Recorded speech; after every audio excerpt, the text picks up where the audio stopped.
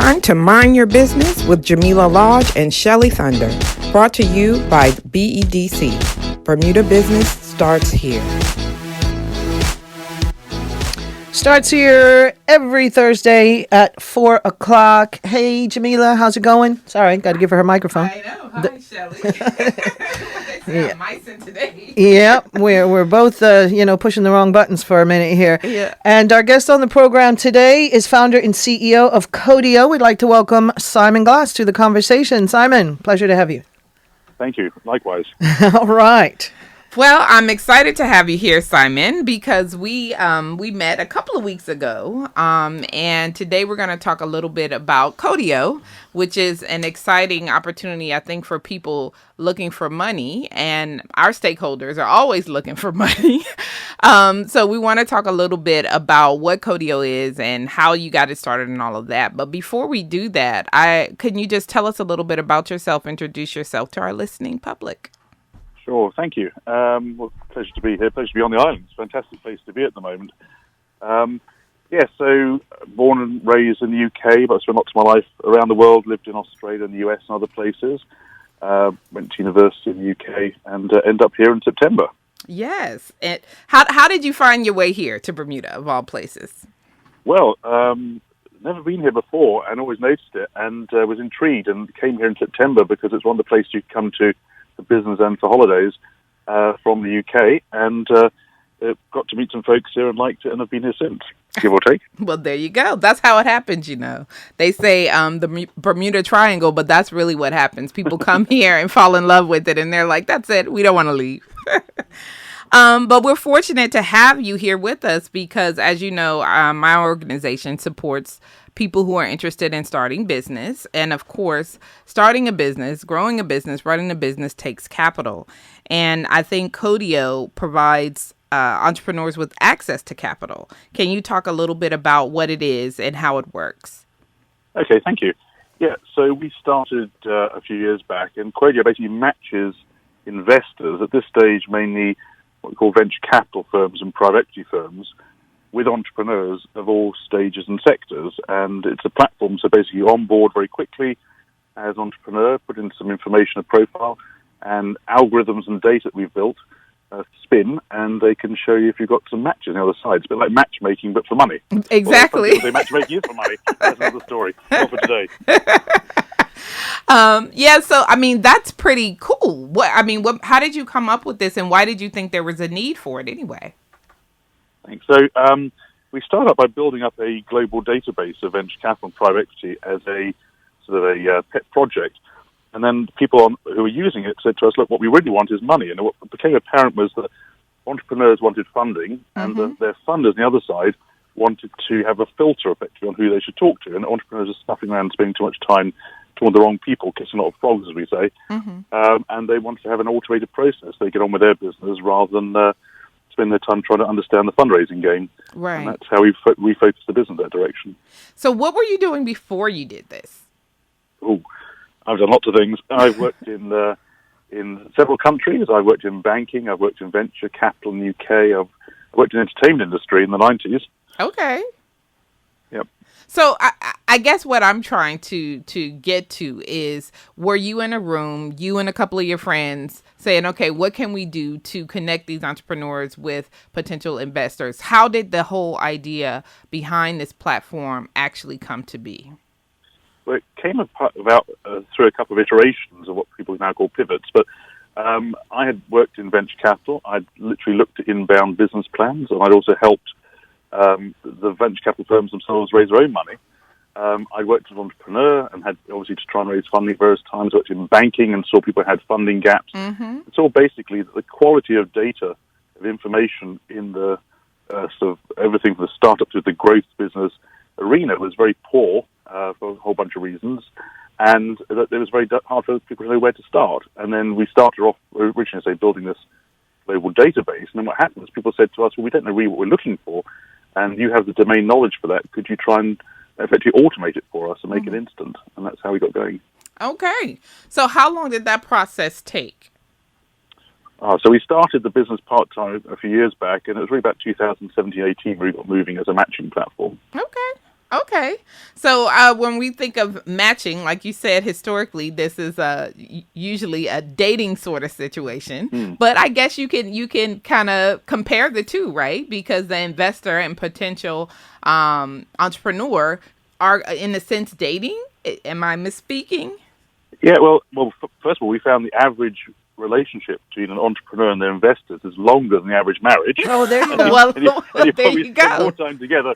That's than a stat spouses for do. you. So many people Yeah. say that I'm married to my job or I'm married to work. So that's a good analogy. Yeah, and also we found that, we actually got a demo on our if people go to our website, it's Qodeo.com, which is like radio with a Q. We got a demo there, and the demo for the entrepreneurs literally uses the marriage analogy. And it's a bit like if like in dating, if you in theory, what you should do is, if you're single, look for single people. Yes. Some people get up to other tricks beyond that, but We won't speak. and have certain preferences, etc. Yeah. And very similar in funding. It's a very similar game. It's amazing how in life one finds so many things so similar. And similarity is that what's the point in talking to somebody who's not at your stage or sector Yeah. of funding, not in your market? You need to find the right fit, and it's very hard for entrepreneurs to navigate through that, and that's why we created Qodeo. Yeah, you're absolutely right. It's very difficult. We see all the time people are coming and they're like, well, can you introduce me to an investor? And then we have people who may be interested in some specific industry, right? They might be interested in a certain type of business only. In your experience, have you found that to be the case as well? So, yeah, we say it's a bit like if you buy a smart car or any car, most people don't look underneath the hood. They just want the car to drive, and we provide a service which effectively enables people to identify who to speak to, or sometimes also who not to speak to, or who might be in your pipeline in the future. Right. One venture capitalist told us the other day he likes what we call cool matches. Our system grades the matches according to information you give us, and we have about 2,000 venture and private equity firms on our platform. It grades you against them. We're constantly growing the investor base, we have cool, warm, and hot matches, we call it. And if you're an entrepreneur, you put in touch with those who are most fit your needs at the time, which suggests you don't waste your time talking to the wrong kind of people. You don't want to look underneath the hood and try and understand how the car works. You buy a car, you want somebody who's going to give you those answers to repair it. And very similarly, we help sort those matches for you. So we would suggest you talk to those who we think are most appropriate. But the venture capitalist said to me the other day, I like actually what's called cool matches because I like to find diamonds in the rough and build a pipeline and have a watch list of entrepreneurs. So there's all kinds of ways people are now using it. Sure. Okay.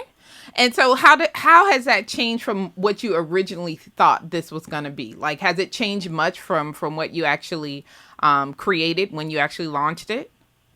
Well, it's been through a few changes over time, thanks. So, we built this database originally was free to air, as we call it, free to use. And we thought, if you give people lots of questions, they can go and fill in and go and find stuff, they'll go and find it. It turned out most people didn't know what they were looking for. And they wanted some guidance. And so by creating this matching platform, we released the new version in 2020, last year, in the middle of the COVID era, particularly in a platform era when you can't meet people face to face. Exactly. You can't meet people face to face. Right. It is part of that process. You can then funnel and choose who you should be speaking to and when. So we refocused the last couple of years towards that, and it's been very relevant in this current era. Yeah. And so is it working? Like, have you made some successful matches? That's very interesting. So we are beginning to see matches occur. We've got several thousand matches in total have occurred since we released the product last year. Of course, not all the matches go on to do deals. Right. So we're now beginning to sort of track how many of those are actually converting into transactions, because just because something's a warm match, it's like, if you go on a date. Exactly. That doesn't mean you're going to get married. Right. Sure. Exactly. So you kiss a lot of frogs. But if it's a 1% game and what 1 out of 100 may work for you, we can narrow that down to who maybe the 10 or 20 you should be speaking to, so we save a lot of money and time and who to put you in front of. We don't do the transactions, the deals ourselves on our platform, and we're not fund managers. We don't manage the money itself. We just say, these are the folks we think you ought to speak to. But in many cases, people turn around and say, I heard about venture or somebody thought it's for me, and actually found out it wasn't for me. And that actually in itself is also a useful thing to know. It's horses for courses. What's your, what is your aspiration? Should be matched somehow. So, okay, if I'm a VC or potential investor, what kinds of things are you asking of me? What do I have to do to get on the site? So on the platform. The investors are slightly different in how we handle them to the entrepreneurs. We've got about 2,000 VC, venture capital and private equity firms globally track one another on our system. We've actually interviewed over 1,000 of them in person globally, which is the biggest survey anybody's ever done like that, because we felt that interviewing people gave the kind of quality of like the smart money information as opposed to just the private, just the numbers per se, etc. We get underneath the skin to see what they really add in terms of value. So we've interviewed 1,000 VC&P firms with 30 business schools around the world and profile them, put them on the platform, and they then take over their accounts. That's it's a more qualified process. We want to make sure the VCs who come on the platform have in some kind of way been qualified and quality controlled by us to come onto the platform before they can be let loose on the entrepreneurs as such. Is that a big issue with, venture capitalists and things like that, them claiming to have these things? Is there any like duplicity or something that you guys have to look out for, or things like that? Not generally. It's quite interesting. It's a bit like something like a LinkedIn. People tend to actually tell you the truth generally, and they get kind of found out. If not, I mean, the way that the algorithms work, you'd have to figure out backwards and back solve what we're doing to try to create a sort of fake profile to try and create matches. But what we do is when we have about 3 to 5 VCs sometimes per week signing up the platform whom we haven't interviewed, and we don't do much to market them. They just organically come along and hear about us, and we have a sort of 6-step process that Monica, one of our team, does to manually check that those people are indeed bona fide or appropriate. Sometimes you have people coming along who think they're right cash. We had something the other day, was an asset manager, wasn't a venture capitalist. So we said, look, we don't have functionality for you yet. We'll keep you in mind for the future. Gotcha. Right. That's for the 3rd or 4th pivot, right? So I have even less hair, but obviously your listeners can't see. But, they don't know what you look like. Hair's falling out by the day. So likewise, from the entrepreneur side, what kinds of things are you asking them? What should they expect if they're looking to be matched? That's a great question, Hank. So we've tried to simplify down how you onboard onto the system. Our old system, our first version, took a couple of hours to complete, as many systems do, and people got very bamboozled. So we've tried to simplify down the language. It's still quite hard, I think, for entrepreneurs to always understand the language required. I've been working with Ignite as well here in Bermuda. Today we were evaluating entrepreneurs who want to come on the Ignite program, and I was very struck by there's a huge amount of passion here and creativity, but people may not have been exposed to some of the kind of language used in the space, and we've tried to simplify that down on board on the platform. But even then, you can ask a question that seems quite simple, but might be quite complex in reality. So if you ask people about sales or about growth or about where they may sell their business or how big their aspirations are, they may be telling you the truth, and we always want people to tell the truth, to be honest on the platform, because it doesn't work otherwise anyway. It's a bit like a dating thing again. You've got to tell the truth when you date people. Right. But it's also that sometimes people aren't actually saying what they're capable of, and I think in Bermuda it strikes me there's an enormous amount of capability, and people aren't necessarily exploiting that fully. So sometimes entrepreneurs will come onto platforms. We created a version called Concierge, which is double the price. So usual product's $9.95 per month. The one that's $20 a month roughly, and that includes like a review of your profile to help make you more matchable, to enhance your matchability.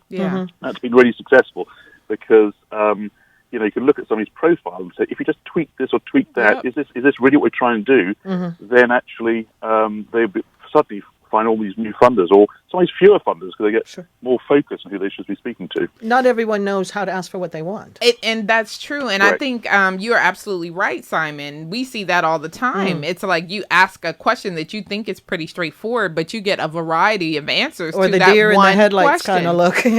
And it's not, it's just like you said, they're not exposed to the language and how they should respond to certain things, so that you have that concierge service, I think, is great added value, because people need help. You guys do. We guys, I should say. The EDC does that a lot too. And that's what we emphasize with our people who are inquiring here. Like, there's no dumb questions. We're going to help you articulate what it is that you're looking to do, and give you the best advice on, well, no, you shouldn't turn left. You should maybe turn right here. Right. To get it all together. So you mentioned a price, Simon. What exactly is that? And can you go into a little bit of the concierge service and what that means?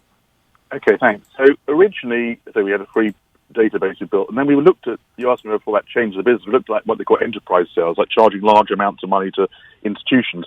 And we realized, it's a bit like the whole movement at the moment about democratization, as they call it, of financial services. We realized if you actually open up, made it accessible to individuals to use, even if attached to businesses, then it's a completely different kind of service, and that requires a kind of price point.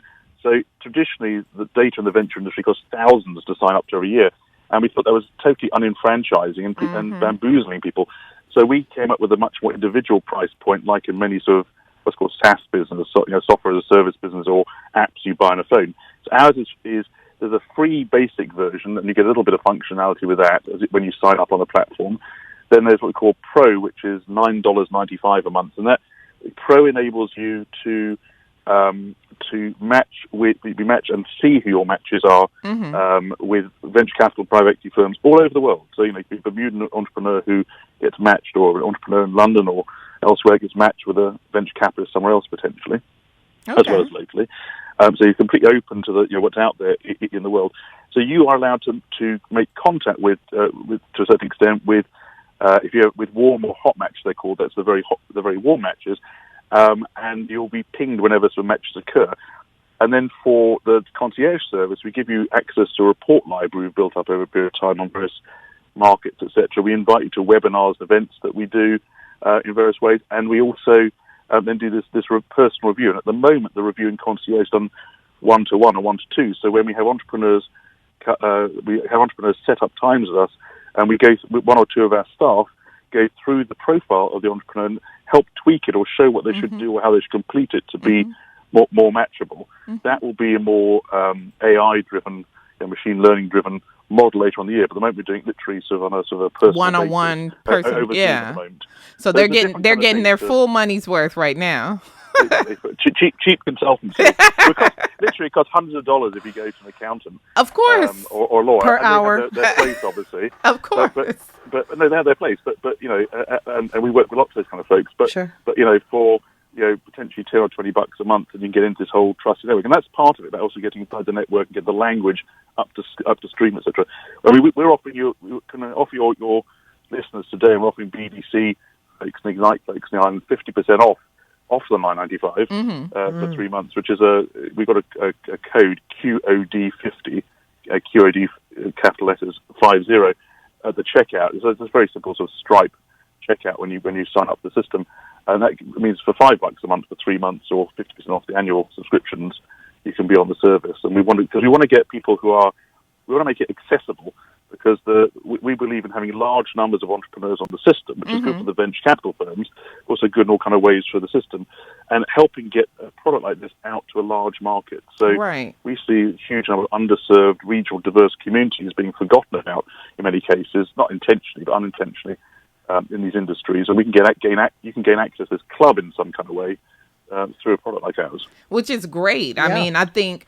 Especially for us, because we struggle with, and we have conversations about it all the time, about how do you get an entrepreneur locally in Bermuda exposure outside of Bermuda to think globally, to think globally, but also to get the network, to grow that network. And it sounds like your platform does create an opportunity for them to be able to do that. Now, what kinds of I would say businesses do you traditionally see? Can you kind of narrow it down to specific industries, or what have you seen since it's been launched? Okay, so we are what we call agnostic by stage and sector. Awesome. So we don't really mind what stage or sector. So a lot of people think the word entrepreneur means an early stage tech entrepreneur. Yeah. Like a startup. We do have obviously lots of those on the platform, but we as entrepreneurs. But there's a whole range, a whole smorgasbord, and we will later bring on other funding sources like angels and business angels, they call them, family offices and others, and next year or two as well, who can often get involved earlier. But we do see a lot of quite early stage business come on board, often for whom venture might not be quite ready for them now. Exactly. But they get up to speed and get inside the network. And the other thing the VCs are doing, as I mentioned earlier, is they are looking at their own pipelines now, and they can contact an entrepreneur while they're still molding their business. Right. And in a sense, for entrepreneur VCs, there's more value there. They get in a little bit earlier. So you can be quite surprised. You could be contacted out the blue by a potential investor, a bona fide investor, helping to grow your business when you're maybe not weren't thinking it might happen. Right. And so I think it's interesting, because I do think that a lot of the businesses that we work with, a lot of the entrepreneurs that we work with, because when I think VC, I'm thinking like millions of dollars, right? Sure. I'm thinking Silicon Valley, I'm thinking tech companies. And so, of course, a lot of our stakeholders are people who start lifestyle businesses. Sure. But, you know, they have the ability to scale as well. So I guess what I'm asking is, with regard to the current platform, right now you said private equity and VC, but you did mention angel. Would you be so kind as to kind of explain your definition of the difference between the three of those? Sure. So business angels are literally, it comes as a title actually from the film industry or the theatre industry, where angels, I used to call them, people who, were sort of helping fund various theatrical productions, would often lose money but try and help start up productions. And that's been morphed into the business world. So now you have a lot of individual people who are often wealthy, but not always so wealthy, who want to have a go and invest in growth businesses for a range of reasons. And they make their own decisions themselves in most cases, and they're individuals. So it's a slightly different animal than a lower ticket size in many cases, maybe the thousands, maybe the tens or hundreds of thousands of dollars, but usually not above that. Venture capital firms tend to come in, it depends where you are in the world, somewhere from as low as $250,000, even less. Okay. In many places more. It's more of a mindset thing. So in some countries where venture capital starts and moves in is earlier than other countries, and that's one of the things about being a global platform. So something you picked up in a market where there isn't necessarily venture capital in your market, but there is somewhere else, and people see the opportunity and it comes up on their radar. So it's more like a mindset thing about growth. So I think what VCs look for is exits, which are sales, because they have to sell business they invest into. Right. Are you going to sell your business in the long run? If you just want to stay long term, it may not be such an opportunity for them. And what sort of growth aspirations do you have, and what extra skills do you need to have added? The sort of smart money thing is really what they look at, as much as size of money. Okay. Now, see, you said a lot in there, and I'm sure people are like, what is he talking about? What is smart money? And what does he mean exit? I'm going to have this business forever. Sure. And I think that those are important concepts, especially when you're looking for investment. So does the platform offer, or are you considering offering any additional resources to help kind of educate people as they're looking, or maybe they're registering for the platform? They don't know if it's smart money or not. Yeah. And they don't know necessarily what exit means. So is there an opportunity for you to include some type of educational or learning with the platform and the resources that you currently have? Yeah, I mean, education is kind of an important part of what we're trying to do, because, as I mentioned before, we saw regional diverse communities as being an incredibly important part of the market we serve, because it's easier in places like London or Berlin or something, or New York, to access funding routes and to get inside those networks. It's much harder in other places, and you need to get on the radar in the first place and then begin to understand the language. So that's what I encourage people to do. We had a blog which we relaunched a few weeks ago, actually, which we're adding to all the time, and on our website. So when you go to the website, which is Qodeo.com, like radio with a Q, when you go onto it, you can click blog, and on the blog there's a number of articles there talking about issues about things like access to capital, about fairness of access to capital, about issues that entrepreneurs face in various ways, what people are looking for in business plans and pitches. So when you typically present, what are people looking for? But the interesting thing is, venture capitalists, people often want 10 out of 10 or 11 out of 10. Often they're looking for the person. They back the person first and the product second in many cases.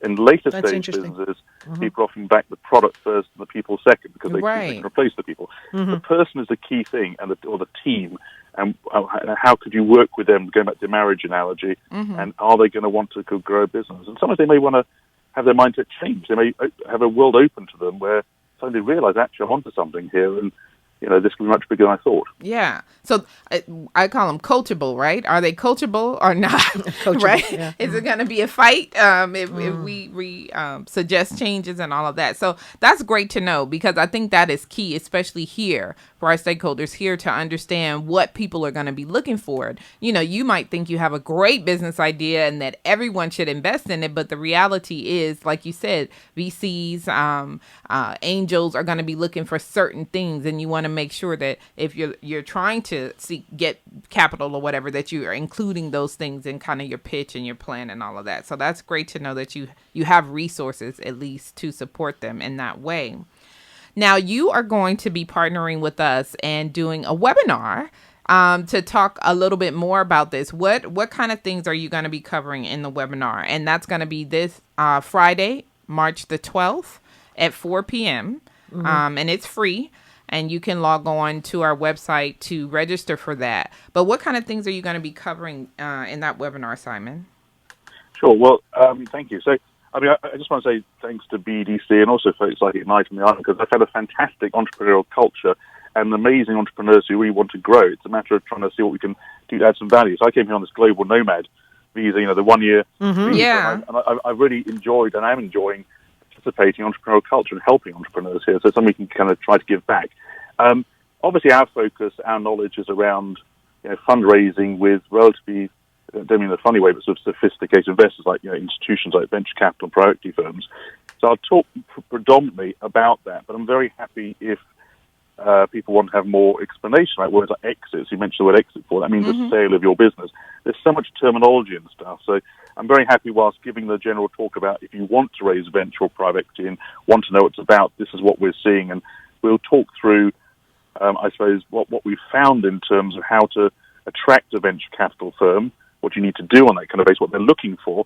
We've also got a lot of tips about the COVID era. Strange enough, because of COVID, places like Bermuda suddenly actually have opportunities they never had, entrepreneurs here, because the world is flatter than it was. That's and right. Our system being a platform makes it flatter in a sense. So you can have your ideas seen in a place you would never have probably dreamed of before, as an irony of this terrible last year. So we could maybe explain what some of those wrinkles mean in terms of how the venture capitalists are reacting to that and how you might then be able to get seen, perhaps. Yeah, I'm excited about it. I mean, I think it's awesome. This has been a challenge for us even prior to us meeting you, Simon, about how you get entrepreneurs who we think have something in front of someone who's willing to support them by investing in their business idea and in them, as you mentioned. So I think it's awesome. I'm encouraging those who are listening to log on. Simon is going to be leaving the island soon, but hopefully you're going to be returning. But while he's here, thankful that you're able to give us a little bit of your time. Like you said, you did one of these for Ignite.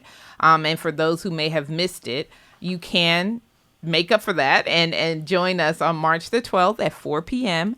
Log on to our website to register. But really excited about you sharing with us and how this might actually work for some of our local entrepreneurs, because you're absolutely right. The world is a lot flatter. It's a lot straighter. It's a straight line to get to some people now, whereas before, I don't even think that, like you said, people would even consider getting financing for someone that was not locally in Bermuda.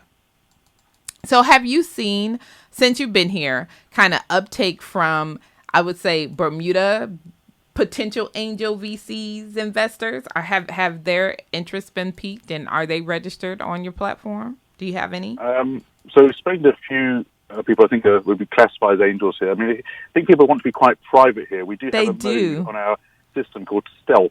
So, we don't call it stealth per se, but it's effectively a stealth mode. So if you want to be invisible on our platform, looking for opportunities, you can be, and vice versa, entrepreneur, you can also reduce your visibility on the system. It means you'll probably get less matches and less out of the system. But here people seem to want to be very private with how they spend the money. So we have got a few folks who always got some entrepreneurs here signing up. But I think that historically, you need to build up like a sort of cluster of more public sort of venture capital communities around things like BDC. I worked in Cambridge in the early 2000s, and Cambridge, believe it or not, in the UK, was at university originally, and everybody never thought business would ever emerge in Cambridge. When I was undergraduate, there was no business in Cambridge, basically. 20 years later, there was a venture capital scene, and it grew because there were accelerators, there was other support locally, and investors began to give back into their own community. There was a guy I spoke to the other week in Cambridge who sold his business to Apple recently, amazing business, and he came out of that community, and it was unthinkable 20 years ago. Right. And he's now putting back into local entrepreneurs up there. Yeah. So you'll have that begin to occur, and that will begin to grow a local scene. But at the moment, obviously, probably some of the funding might come from elsewhere, and then it's a bit like in Israel or a Singapore, where initially there wasn't much of a venture capital community. The entrepreneurs are hungry and come up with ideas, success comes back, and people begin to found things here and keep some their businesses here, and then they kind of invest back into the community. It's a virtuous cycle. But it's probably early days in that sense here. Well, there's huge potential here. It is, and I'm excited about it because, like you said, a lot of people are they're stealth. Yes. They don't want people to know, and I'm like, but why? And it's the same on the entrepreneur side as well. Sometimes they're like, yeah, I have this great idea, I need money, but I don't want to tell nobody. And I'm like, well, how does that work? How exactly does that work? So it sounds like you've found a solution for that with the stealth mode on the platform. But I guess it gives people an opportunity to get their feet wet, to test the waters without like plunging head first. Which I think is great for some. So sure. I'm really excited about it. Who would you say should be joining in on this webinar on Friday the 12th? Sure, thanks. Well, obviously entrepreneurs of all stages and sectors locally. It may be the venture or private equity is not for you in many cases, but hopefully you'll get to understand, therefore, why not to waste your time on it if that's the case. Because some people think it's an opportunity and waste time, and perhaps you can learn about stuff and not spend too much time. Those obviously who want to raise money or have growth aspirations in their businesses, hopefully give them a bit of an inside scoop about what's going on in the industry and how to try and interact with it, not just through our own platform, but also give you some of that language, effectively. I'd also encourage, we've got accountants and lawyers and bankers who use bits of our platform to date. We're going to have more functionality for them next year, and we'd encourage those. There's lots of those kind of folks here. And obviously, there are a lot of sort of family offices and business angels and wealthy folks on the island who I think could probably haven't been as aware as they could have been about how to either sort of form new entities here that actually deploy into this kind of funding, or to get even further involved with this community. So I'd encourage, obviously, the business angels and people across the community, and obviously a lot of female and diverse community entrepreneurs as well, because today, one of the fascinating things I found at this Ignite meeting all these entrepreneurs today, there's a lot of creativity, but a lot of people lacking either possibly the confidence and or the language. It's probably related. It may be because of COVID partly, but I think we just need to be able to, and your organisation, BDC, seems to be able to give that spark and some of that toolkit to people. Yep. So we'd encourage people who wouldn't not necessarily always think about this as being an opportunity to just at least tune in and learn a bit about it, and at least just to understand what's out there. I echo exactly what you said. Don't think because you don't have it or you're not ready yet that you shouldn't. This is a learning opportunity. It is free. And like I said, Simon is here. This is a new platform, and there's an huge opportunity to learn what is required. So even if you're not ready for investment or anything like that, once you are, at least you will have the tools and you'll have the language, like you said, to be able to actually take advantage of it when you're ready. So I just want to say thank you again, Simon, for joining me today. I'm looking forward to the webinar on the 12th. Can you just give out the website address again for the listeners? Yeah, well, before I say that, I just want to thank the people of Bermuda, because I've had a fantastic time here so far, and intend to continue to stay here even if I'm traveling on and off island, and I think there's enormous potential here. So, and I think the 1-year visa has been an extraordinary thing. I wouldn't have come here without it. So, awesome. And the folks who have encouraged me to come here. So our website is Qodeo. It's like a rodeo. So Qodeo, with a Q instead. So Qodeo.com.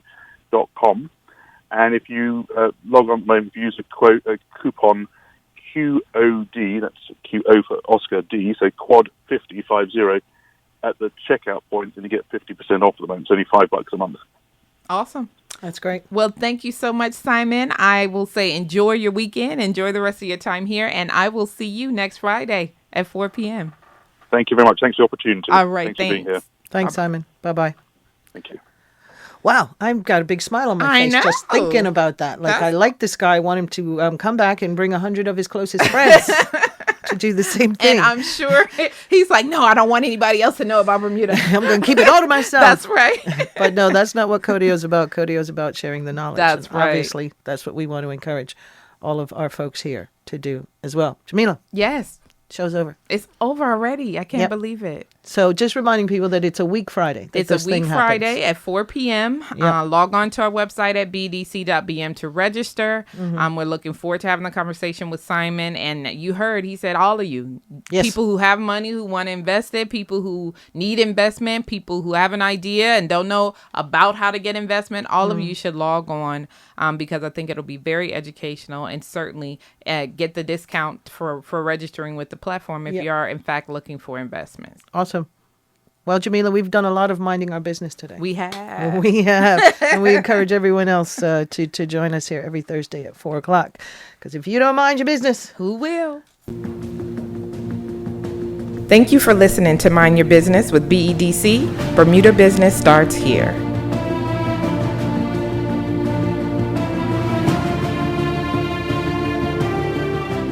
Ocean 89.